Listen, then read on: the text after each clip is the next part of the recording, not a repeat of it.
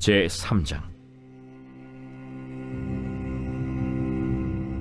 그런데 뱀은 여호와 하나님이 지으신 들짐승 중에 가장 간교하니라. 뱀이 여자에게 물어 이르되, 하나님이 참으로 너희에게 동산 모든 나무의 열매를 먹지 말라 하시더냐.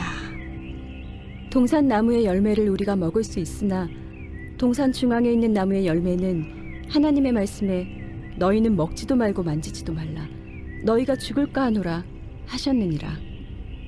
너희가 결코 죽지 아니하리라. 너희가 그것을 먹는 날에는 너희 눈이 밝아져 하나님과 같이 되어 선악을 알 줄 하나님이 아심이니라. 여자가 그 나무를 본즉 먹음직도 하고 보암직도 하고 지혜롭게 할 만큼 탐스럽기도 한 나무인지라. 여자가 그 열매를 따먹고 자기와 함께 있는 남편에게도 주매 그도 먹은지라. 이에 그들의 눈이 밝아져 자기들이 벗은 줄을 알고 무화과 나무 잎을 엮어 치마로 삼았더라. 그들이 그날 바람이 불 때 동산에 거니시는 여호와 하나님의 소리를 듣고 아담과 그의 아내가 여호와 하나님의 낯을 피하여 동산 나무 사이에 숨은지라. 여호와 하나님이 아담을 부르시며 그에게 이르시되, 내가 어디 있느냐? 내가 동산에서 하나님의 소리를 듣고 내가 벗었으므로 두려워하여 숨었나이다. 누가 너의 벗었음을 내게 알렸느냐? 내가 네게 먹지 말라 명한 그 나무 열매를 내가 먹었느냐? 하나님이 주셔서 나와 함께 있게 하신 여자, 그가 그 나무 열매를 내게 주므로 내가 먹었나이다. 여호와 하나님이 여자에게 이르시되, 네가 어찌하여 이렇게 하였느냐?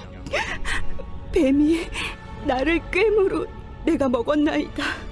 여호와 하나님이 뱀에게 이르시되, 네가 이렇게 하였으니 네가 모든 가축과 들의 모든 짐승보다 더욱 저주를 받아 배로 다니고 살아있는 동안 흙을 먹을지니라. 내가 너로 여자와 원수가 되게 하고 내 후손도 여자의 후손과 원수가 되게 하리니 여자의 후손은 내 머리를 상하게 할 것이요 너는 그의 발꿈치를 상하게 할 것이니라. 또 여자에게 이르시되, 내가 네게 임신하는 고통을 크게 더하리니 내가 수고하고 자식을 낳을 것이며 너는 남편을 원하고 남편은 너를 다스릴 것이니라. 아담에게 이르시되, 네가 네 아내의 말을 듣고 내가 네게 먹지 말라 한 나무 열매를 먹었은즉 땅은 너로 말미암아 저주를 받고 너는 내 평생에 수고하여야 그 소산을 먹으리라. 땅이 내게 가시덤불과 엉겅퀴를 낼 것이라. 내가 먹을 것은 밭의 채소인즉 내가 흙으로 돌아갈 때까지 얼굴에 땀을 흘려야 먹을 것을 먹으리니 내가 그것에서 취함을 입었음이라. 너는 흙이니 흙으로 돌아갈 것이니라. 아담이 그의 아내의 이름을 하와라 불렀으니 그는 모든 산자의 어머니가 됨이더라. 여호와 하나님이 아담과 그의 아내를 위하여 가죽옷을 지어 입히시니라. 여호와 하나님이 이르시되, 보라, 이 사람이 선악을 아는 일에 우리 중 하나같이 되었으니 그가 그의 손을 들어 생명나무 열매도 따먹고 영생할까 하노라.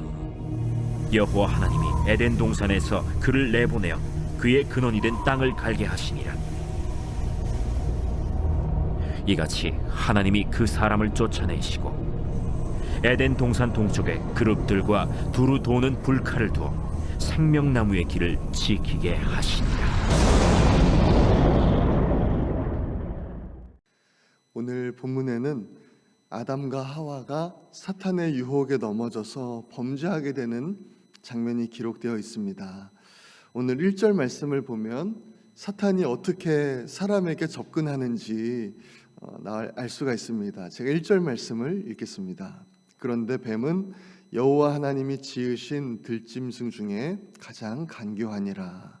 뱀이 여자에게 물어 이르되, 하나님이 참으로 너희에게 동산 모든 나무의 열매를 먹지 말라 하시더냐. 사탄은 하나님의 말씀을 의심하게 만듭니다. 또 왜곡시키죠. 이 지금 뱀이 하는 질문을 한번 보십시오. 하나님이 참으로 너희에게 동산 모든 나무의 열매를 먹지 말라 하시더냐? 이렇게 묻는 거죠.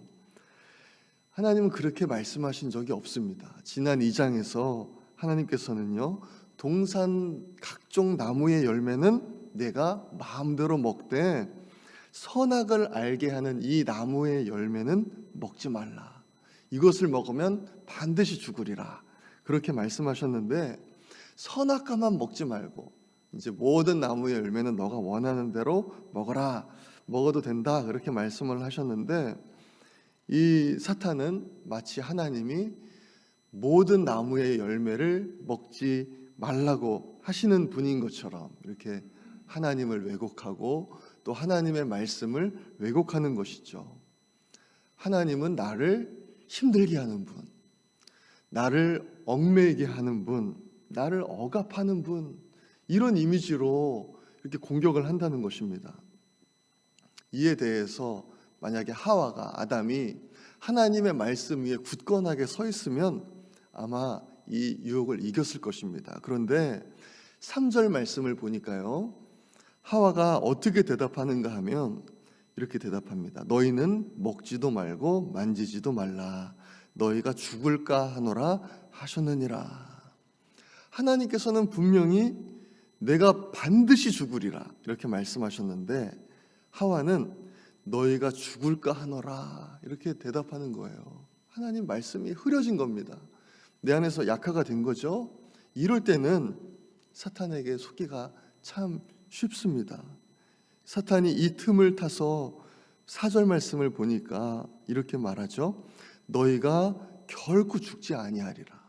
너희는 절대로 죽지 않을 거야. 하나님은 너가 반드시 죽을 것이다 말씀하셨는데, 사탄은 너희가 결코 죽지 아니하리라 이렇게 말하면서 하나님의 말씀을 이제 완전히 거짓말로 만들어 버리는 거죠. 하나님의 말씀은 진리이지만 사탄은요, 거짓말하고 속이는 존재입니다. 사탄의 말은 믿을 것이 안 됩니다. 사탄은 우리에게 이렇게 속삭입니다. 하나님의 말씀대로 사는 것은 힘든 일이야. 그럴 가치가 없는 일이야. 그렇게 우리를 유혹합니다. 하나님의 말씀대로 살지 않아도 하나님의 심판은 임하지 않을 거야. 다른 사람들을 봐봐. 다들 그렇게 살아가잖아. 오히려 더 행복할 거야. 오히려 더 자유로울 거야. 이렇게 우리를 유혹합니다. 여기에 속아가지고 이제 오늘 본문에서 아담과 하와도요, 선악과를 먹게 되는 거예요. 뭐 별일이 일어나겠어 하면서 선악과를 먹게 되는 거죠. 근데 어떻게 됐습니까?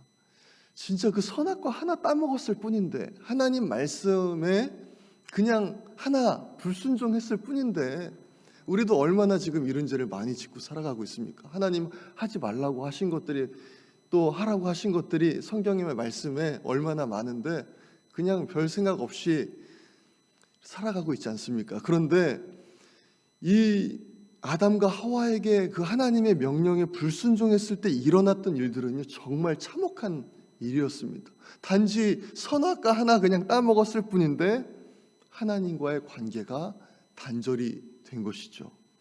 영적인 죽음이 이제 일어난 것입니다.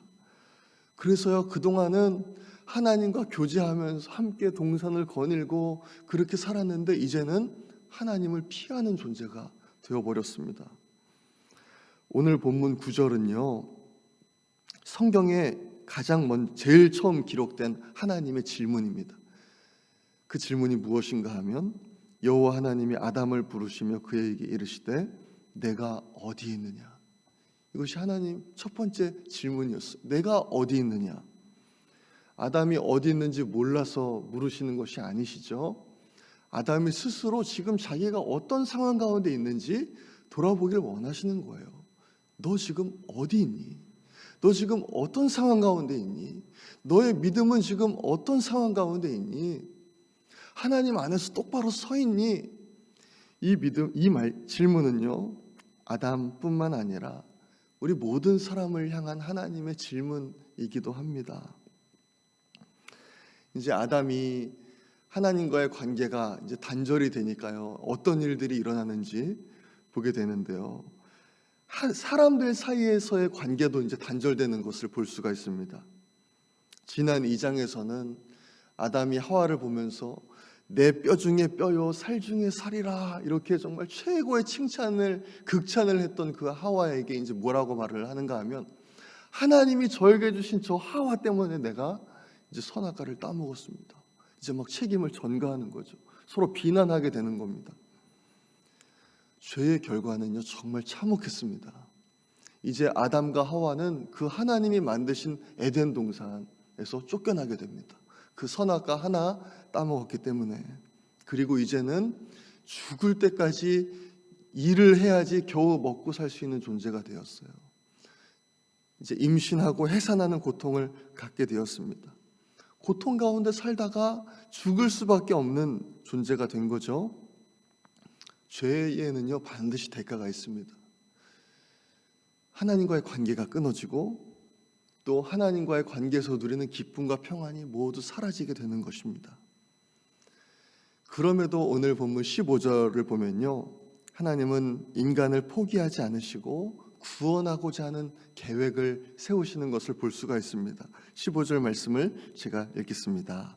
내가 너로 여자와 원수가 되게 하고 내 후손도 여자의 후손과 원수가 되게 하리니 여자의 후손은 내 머리를 상하게 할 것이요 너는 그의 발꿈치를 상하게 할 것이니라 하시고, 이 말씀대로 이제 여자의 후손이신 예수님께서 오셔서 이 땅에 오셔서 십자가에서 죽으셨지만 다시 부활하심으로 사탄에게 완전한 승리를 이루셨습니다. 오늘 본문에서 우리가 함께 본 것처럼 우리는 죄의 유혹을 뿌리치고 또 주님과 날마다 동행하면서 살아가야 할 줄로 믿습니다. 특별히 하나님의 말씀 위에 굳건하게 서 있어야 합니다. 그럴 때 우리가 그 유혹을 이길 수 있고 흔들리지 않고 싸움에서 승리하게 될 줄로 믿습니다. 하나님의 뜻을 이루며 살아가게 될 줄로 믿습니다. 오늘 하루도 주님과 동행하시며 말씀 위에 굳게 서서 승리하시는 우리 모든 성도님들 되시기를 소망합니다. 이 시간에 우리 함께 기도하겠습니다. 하나님, 날마다 하나님과 동행하며 하나님 말씀 위에 굳게 서는 우리 모두 될 수 있도록 인도하여 주옵소서. 기도하겠습니다.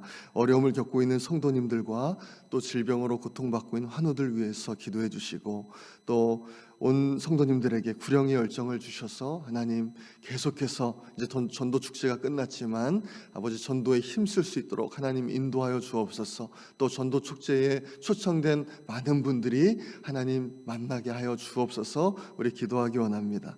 교회 리모델링과 보수공사를 위해서 기도해 주시고, 미국의 초기 신앙 회복과 복음화를 위해, 대한민국의 평화와 복음화를 위해서 우리 주여 한번 외치고 기도하겠습니다. 주여.